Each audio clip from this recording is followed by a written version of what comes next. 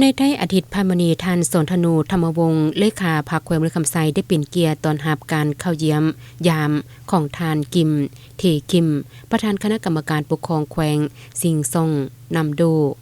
สาธารณรัฐเกาหลีพร้อมด้วยคณะอยู่ที่โฮงแฮมกราวพลาซานครหลวงเวียงจันทน์สาธารณรัฐประชาธิปไตยปชลาว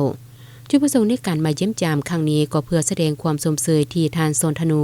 ธรรมวงศ์ได้รับตำแหน่งใหม่และทั้งเป็นการทบทวนคืนในการร่วมมือของภาคธุรกิจของสาธารณรัฐเกาหลีที่ได้เคยมาลงทุนยุคแขวงมือคำไซโดยเฉพาะแม่นโครงการกสิกรรมอยู่เขตเวียงคำท่าสะอาดซึ่งได้ลงนามเซ็น MOU พันมาทั้งนี้ก็เพื่อเป็นการดึงเอานักธุรกิจของสาธารณรัฐเกาหลีที่มีความสนใจอยากมาลงทุนโครงการก่อสร้างสนามกอล์ฟรีสอร์ทร้านอาหารครบวงจรอยู่แขวงมือคำไซเส้นจุดที่มีเป้าหมายเหมาะสมซึ่งแขวงได้แนะนำเอาสถานที่อ่างห้วยเสียดเป็นจุดวางแผนคนครัวเพื่อจะดึงเอาทางภาคธุรกิจของสาธารณรัฐเกาหลีลงมาลงทุน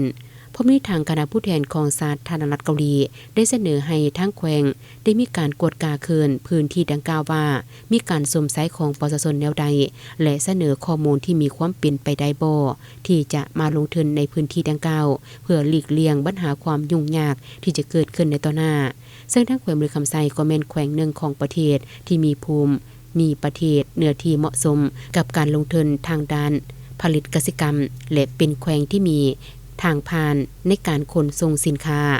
ผ่านทางภายในประเทศและต่างประเทศซึ่งเหมาะสมหลายด้านในการขนสินค้าการพบปะครั้งนี้แม้นมีบรรยากาศที่ดีและเต็มไปด้วยความสนิทสนมแบบเป็นกันเองพร้อมนี้คณะผู้แทนทั้งสองฝ่ายยังได้มอบของที่ระลึกให้ซึ่งกันและกันนำเอง